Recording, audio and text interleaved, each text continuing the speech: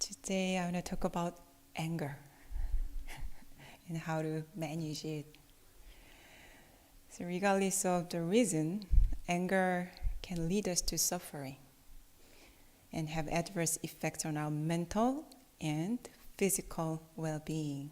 You can notice what we experience after becoming angry or being frustrated with someone. We feel so exhausted, right, and drained and depleted. In 2009, Elizabeth Blackburn won the Nobel Prize in Physiology for her discovery of telomeres. Telomeres are like the protective caps on the ends of shoelaces. They are the protective caps on the end of our chromosomes, which are the thread-like structures that carry our genetic information. As we age, our telomeres gradually become shorter, and this has been linked to various age-related diseases. Her research has shown that people who experience chronic anger and hostility have shorter telomeres than those who experience less anger. So if you're stressed and angry, you shorten your lifespan. Then why do we hold on to it? And how can you deal with anger when it arises? Although there are many approaches to managing anger, today I'd like to discuss the most critical aspect. Recognizing that the key to managing our anger lies solely within us, not with the other person. For example, if someone drives recklessly on the road and almost causes an accident with your car, you may feel angry.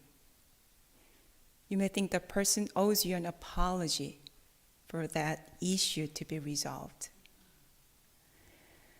What if the person does not apologize? In that case, you've given that person control over your emotions. It is as if you are relying on them to release your anger for you. However, the problem is that the person may not even recognize what they did to you. It happens, right? They don't remember what they did to us. And the person may keep running away. Then you must keep chasing them for the rest of your life. So to let go of your anger, it is crucial to remember that you are responsible for your own anger. Dr. Jieun Taylor, a neuroanatomist and author, has said that anger only lasts for 90 seconds. She explains that when we experience an emotion, it triggers a physiological response in the body, such as the release of neurotransmitters and hormones.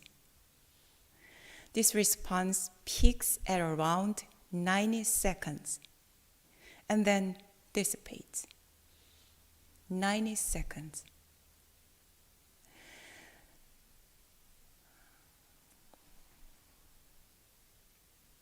So Mr. Sote-san says, when thoughts arise during meditation, we should just recognize them as thoughts. Do not engage with them. Do not try to get rid of them. Then they will disappear themselves. We can apply the same method in dealing with anger. The emotions keeps alive because we replay the story in our minds over and over and holding on to the emotions.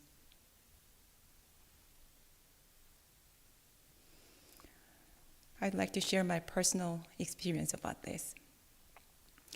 During a vulnerable period in my life, someone in a position of power treated me unfairly, causing me to suffer mentally for several years. For a long time, I held on to the belief that I was a victim.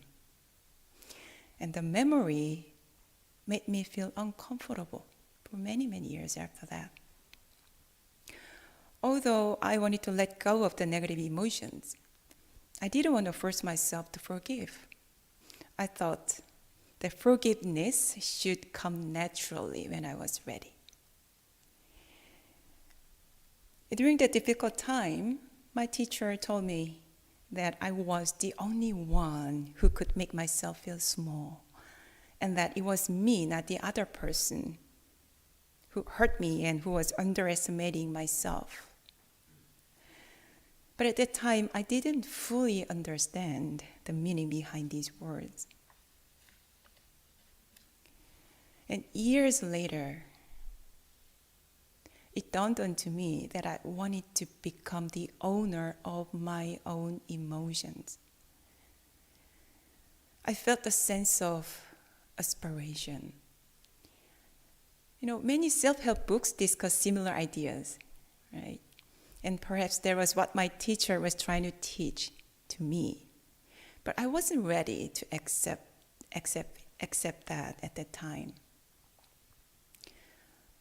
It wasn't until I shifted my focus from what had happened to me in the past and what I had lost as a result to how I want to live and what I want to become, that I felt prepared to let go of my anger and understood what my teacher had told me years earlier. So I decided to shift my focus from what had happened in the past, and to the present moment. It is common to believe that we must first have a complete understanding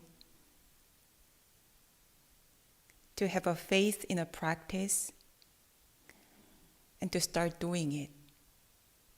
However, the desire to do it comes first. You must want it first, then believe it and practice it. Therefore, if you have an aspiration of change, it means you're ready for it. It means you can do that. You can make that change. If you're finding it hard to let go of anger, then ask yourself, do I truly want to let it go?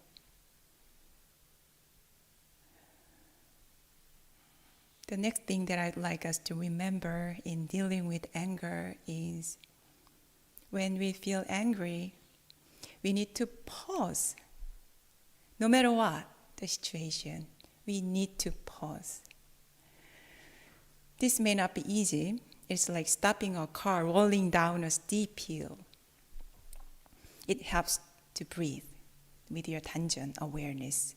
You can focus your mind on your lower abdomen, just breathe. Take a deep breath in and out, just 3 times. When the energy in the body settles down, we calm down quickly because our body and minds are not separate. Why do we need this practice? Because most of the thoughts we have when we are angry are just a reflection of our anger. We don't realize it when we are angry. Anger is like red ink that colors the water in an aquarium. If the water becomes red, everything will appear red to the fish in the tank. When we are angry, we think the other person is entirely wrong. This can cause us to act unskillfully. And one day, this is also my story. One day, someone talked to me and so rudely and aggressively. And I immediately thought it was wrong. And his manner was not acceptable at all. So what did I do? I did something I felt I had to do. I reacted by saying something with the same rude and aggressive energy to punish him. You deserve it. And although it seemed like the right thing to do at that time, uncomfortable feeling remained in my gut. After doing right thing, then you're supposed to feel comfortable, right? And eventually I realized that I did not necessarily have to act like that. It was not necessary. This kind of impulsive reaction usually results in an escalation of suffering on both sides. This event made me realize that something I believed to be true when I was feeling anger may not have been accurate. You shouldn't trust yourself when you're angry. I thought anger was relatively easy for me to handle because, I do not become upset or angry easily. I'm gentle and kind. But it turns out that this was not true either. When we become angry, we tend to believe that the other person made us angry. Is it true? While in fact, the seed of anger is in us. So when the cause meets a specific condition, it generates an effect. Cause, condition, effects. The other person only plays a role in creating the specific condition. The seeds are within us. This explains why two people react differently in the same situation. They hear the same words, they see the same situation, but one person gets angry while the other person remains calm. If we understand this, we will be better at pausing and reflecting on our emotion. One of my jobs at the One Dharma Center is managing and controlling heating and cooling system. Some people say that the meditation hall is too cold, and some people say that the temperature is a little too warm for meditation. Neither of these are really correct. And recently we had to call a heating technician to fix a problem with the floor heating in our meditation hall. And during his visit, he mentioned that for him, 70 degrees is just the perfect temperature for him. But for his wife, even 74 is not warm enough. How do you think? Is 74 warm enough? And it causes them trouble when they sleep at night. No, good sleep is important, right? 70 degree warm or not. Instead of arguing about it, a more constructive approach or a more accurate approach would be to say, I feel this room is cold. And the other person would say, I feel that this room is a little too warm. This opens up the possibility of finding a solution that works for both. Perhaps you could consider purchasing a water heating pad that has separate temperature controller to accommodate different preferences. You can buy that online. Or you can just decide to follow whatever the other person likes.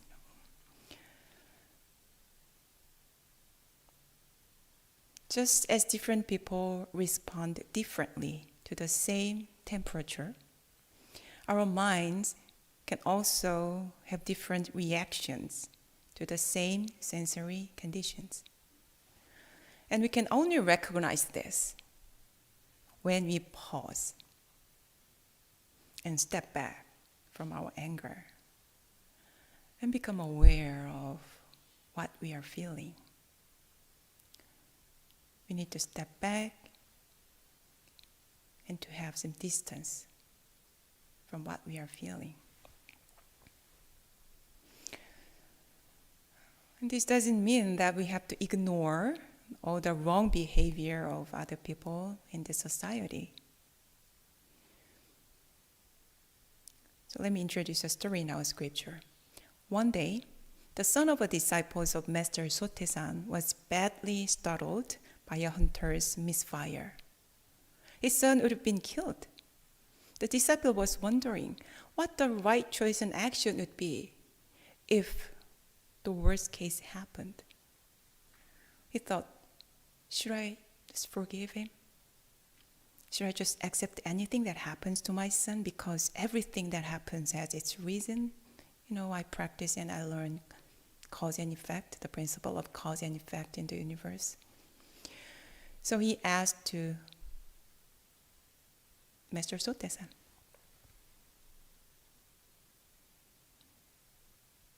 so what if a drunken driver almost hit your child? Most people will become furious. Now, how would you react? How would you respond? Sote-san said to the disciple, I would, as a citizen and a father, immediately report the details to the government office. I would subsequently entrust the matter to the office that regulates the law and consider it to be out of my hands after that. This story tells us that even in difficult and emotional situations, such as a life-threatening situation involving our child, we should not be consumed by our emotions and react impulsively. And at the same time, we also need to take practical action, such as reporting the incident to the authorities. He said that he would consider the matter to be out of his hands after that. There are certain things that are beyond our control, and we must learn to accept them and move on rather than holding on to that. This story teaches us how to find the middle way in situations where we could be angry at somebody's mistake or wrongdoings. Today I have shared how to deal with anger. Anger is one of the 3 poisonous minds in Buddhism. The other 2 are greed and delusion or ignorance. I'd like to conclude my talk by reading the first items of the essential dharmas of daily practice. The mind is originally free from disturbance, but disturbances arise in response to sensory conditions. Let us restore the equanimity of our true nature by letting go of disturbances. I hope we all become the master and the owner of our minds. Thank you.